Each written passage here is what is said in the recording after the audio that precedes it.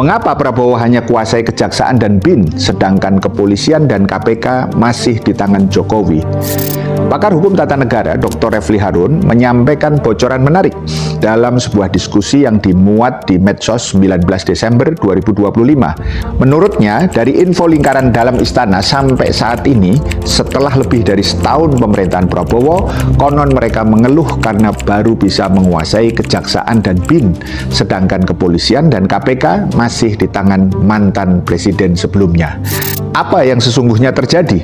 Pertama, fakta saat ini kita tahu bahwa Kapolri Jenderal Listio Sigit yang saat ini menjabat dan konon akan menjadi Kapolri terlama setelah era reformasi, bahkan Prabowo takut untuk menggantinya, adalah bagian dari apa yang disebut dengan geng Solo pro Jokowi.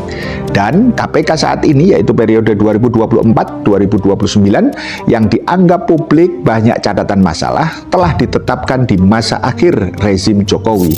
Setio Budianto, pensiunan polisi yang terpilih sebagai ketua KPK, diikuti wakil ketua yaitu Fitroh Roh Cahyanto, Johanis Tanak, Agus Joko Pramono, dan Ibnu Basuki Widodo. Konon mereka dipilih karena mudah untuk disandera. Banyak pihak meyakini setelah upaya sistematis pelemahan KPK dengan menempatkan di bawah presiden pada masa Jokowi. Di tanggal 13 Februari 2019, sebanyak 9 fraksi di DPR menyetujui revisi Undang-Undang KPK. Dengan begitu, lembaga anti rasuah ini tidak lagi menjadi lembaga independen karena kelembagaannya berada di bawah presiden. Berbarengan dengan revisi tersebut, Komisi 3 DPR pada 12 September 2019 memilih Firly Bahuri sebagai Ketua KPK pada periode 2019-2023 dengan mendapatkan 56 suara. Karena revisi ini, para pegawai KPK kemudian perlu berubah status menjadi pegawai negeri sipil atau PNS. Dampaknya pada 25 Mei 2021, sebanyak 51 pegawai KPK dinyatakan tidak lolos tes wawasan kebangsaan dan diberhentikan. Kedua, setelah Presiden Prabowo dilantik, Jaksa Agung sebenarnya masih orang yang lama, tetapi dia dipertahankan dan mulai mengungkap kasus besar yang dianggap mulai mempreteli pengaruh Jokowi dalam kabinet Prabowo.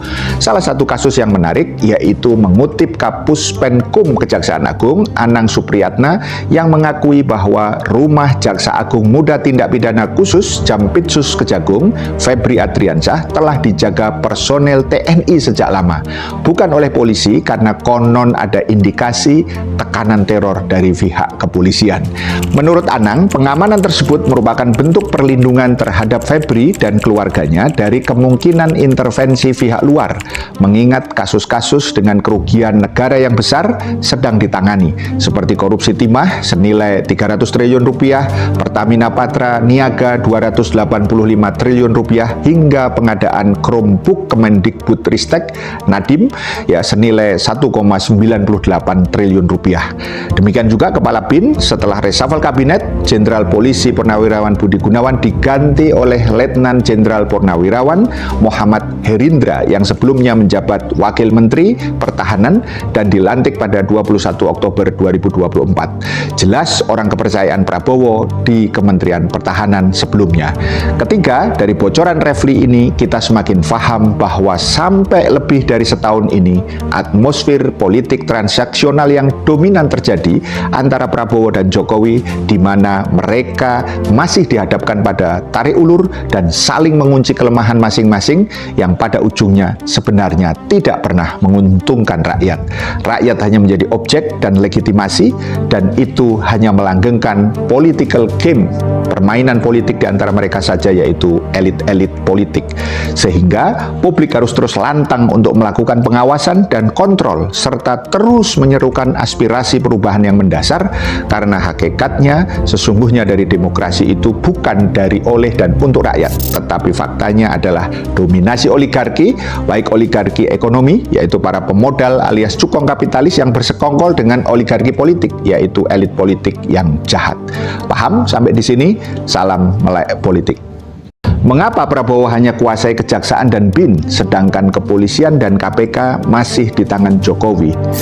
Pakar hukum tata negara Dr. Refli Harun menyampaikan bocoran menarik dalam sebuah diskusi yang dimuat di medsos 19 Desember 2025. Menurutnya, dari info lingkaran dalam istana sampai saat ini, setelah lebih dari setahun pemerintahan Prabowo, konon mereka mengeluh karena baru bisa menguasai kejaksaan dan BIN, sedangkan kepolisian dan KPK masih di tangan mantan presiden sebelumnya.